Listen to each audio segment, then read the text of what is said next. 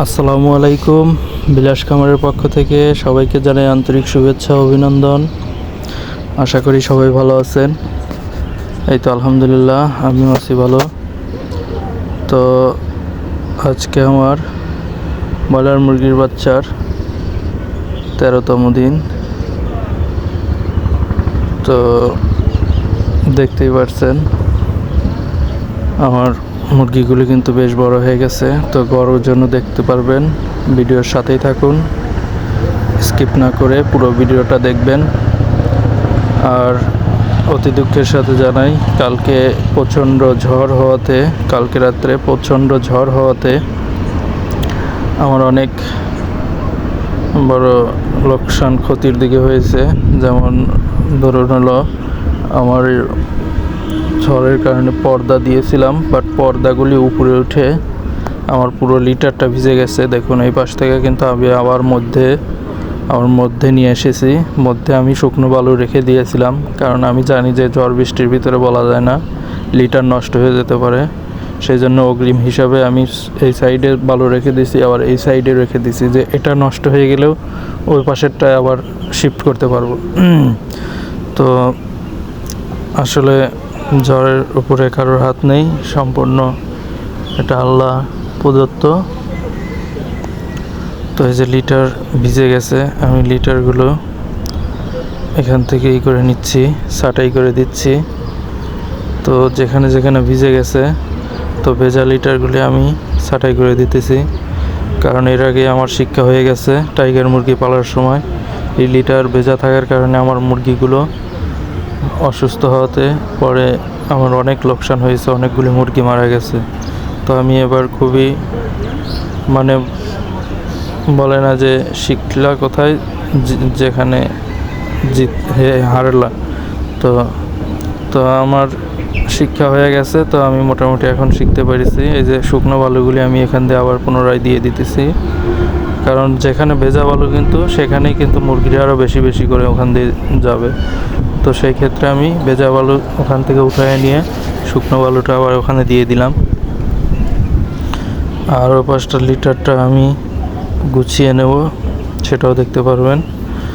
কারণ যে সাইডগুলিতে পর্দা আছে ওই সাইডগুলির কোনায় কোনায় খালি করে শূন্যভাবে রাখতে হবে, না হলে আবার নিচে ব্যাকটেরিয়া, পয়জন, পোকা জন্ম নেবে। তো সেই ক্ষেত্রে আমি বালুগুলো একদম কোনাকুনি থেকে করে দেবো, ভিতরের মধ্যের দিকে দিয়ে দেবো। তো মুরগিগুলো ইনশাল্লাহ এখনও কোনো রকম সমস্যা হয় নাই, সুস্থ আছে, দোয়া করবেন। তো যাই বলি, কারণ এই যে ঝড় বৃষ্টি শুরু হয়ে গেছে, আসলে এই দিনে তো ঝড় বৃষ্টি হয় না। আসলে কি বলবো, আল্লাহর গজবই আমাদের উপরে নাজিল হচ্ছে কিনা, কারণ আমরা দেশের যে অবস্থাতে বিরাজমান করছি, কারণ দেশের মানুষ তো সুখে নেই, খুবই অশান্তিতে আছে। তো এই দিনে ঝড় বৃষ্টি হওয়াটা আসলেই খুবই দুঃখজনক। যাই করুক, আল্লাহ যা করেন মঙ্গলের জন্যই। তো আমি এখানে খাবারের পাত্রগুলো কিন্তু একটু উঁচু করে দিয়েছি, কারণ এখন আর ওদের নিচেভাবে খাওয়ালে কিন্তু মুরগিগুলো প্যারালাইসিস হয়ে যাবে, বসে বসেই খাবে, এতে করে ওদের গ্রোথও আসবে না, আবার মুরগিগুলো হাঁটা চলা সমস্যা হয়ে যাবে। তো সেই ক্ষেত্রে একটু উঁচু করে দিলাম, যাতে করে ওরা সবসময় খাড়া হয়ে খায় বা নড়াচড়া করে খায়, এতে করে মুরগিগুলো অসুস্থ হওয়ার সম্ভাবনা বা প্যারালাইসিস হওয়ার সম্ভাবনা কমে যাবে। তো ইনশাল্লাহ এখন মুরগির কোনো সমস্যা নেই, মুরগিগুলো খুবই সুস্থ আছে। আর আমার মুরগিগুলো আসলে আমি নিজের বলে গর্ব করব না, আমার এই মুরগিগুলো বাজারের মুরগির চেয়ে অনেক সুস্বাদু হবে, কারণ আমার এখানে অ্যান্টিবায়োটিক কোনো ওষুধই ইনশাল্লাহ প্রয়োগ করি নাই, যদিও সারপ্রাইজ রেখেছি, লাস্টে আপনাদেরকে জানাবো। তবে এটুকু বলে দিতে চাই, কোনো অ্যান্টিবায়োটিক আমার এ পর্যন্ত খামারে কোনো মুরগিকে খাইয়ে নেই। তো দেখুন, ওরা খাবারের চাহিদাও বেড়ে গেছে, এখন ইনশাল্লাহ গড় ওজনটাও বৃদ্ধি পেতে শুরু করেছে। তো এখন আমার কিন্তু স্টার্টার প্রিমিয়াম থেকে আমি শুধু স্টার্টারে এসেছি, তারপরও প্রিমিয়াম খাবারগুলো আমি মিক্সিং করে করে দিচ্ছি, কারণ কিছু খাবার আছে 10 কেজির মতো, সে খাবারটা আমি স্টার্টারের সাথে মিশিয়ে দিচ্ছি। তো এখন আপনারা কিন্তু আমার মুরগির গড় ওজন দেখবেন। তো আমি এখন যে পদ্ধতিটা অবলম্বন করছি, আমার খাবারের যে বালতি পাত্র আছে, ওই পাত্রের ভিতরেই আমি মুরগি নিয়ে নেব। আর প্রথমে আমি বালতিটা ওয়েট করে নিয়েছি, 200 গ্রাম বালতি ওয়েট আছে, 210 গ্রাম। তো বালতিটা কিন্তু 210 গ্রাম আছে। তো এই 210 গ্রাম আমি বাদ দিয়ে দেব। 3টা মুরগি নিয়েছি, 3টা মুরগিকে আমি একত্রে ওয়েট করব, কারণ ছোট বড় মাঝারি আমার চোখের হিসাবে যেটা পড়েছে সেই 3টা উঠাই নিলাম।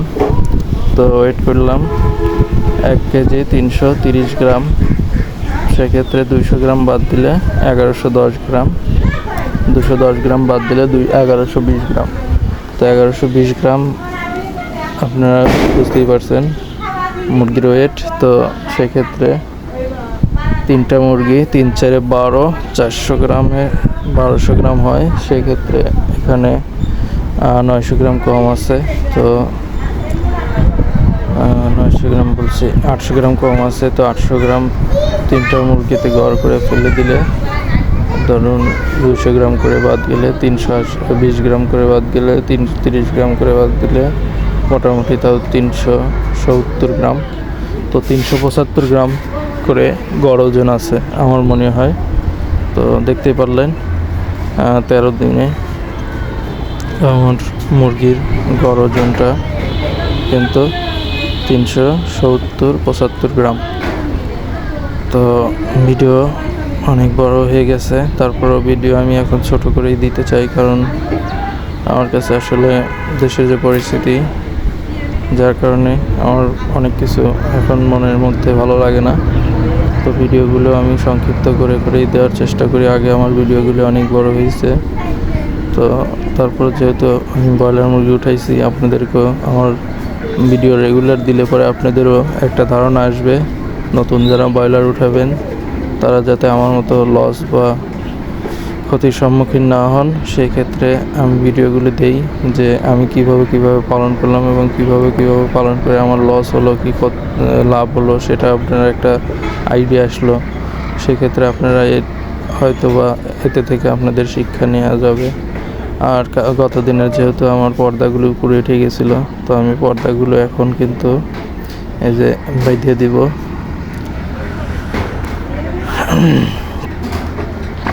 তো মধ্যে থেকে দড়িটা নিয়ে বেঁধে দিয়েছি পর্দাগুলো, তারপর আপনাদের দেখতে পাবেন। আর যেখানে আমার দরজা, সে দরজাটা আমি উপরে পর্দা দিয়ে দিছি। তো সবাই ভালো থাকবেন, আসসালামু আলাইকুম। আর আমার চ্যানেলটিকে সাবস্ক্রাইব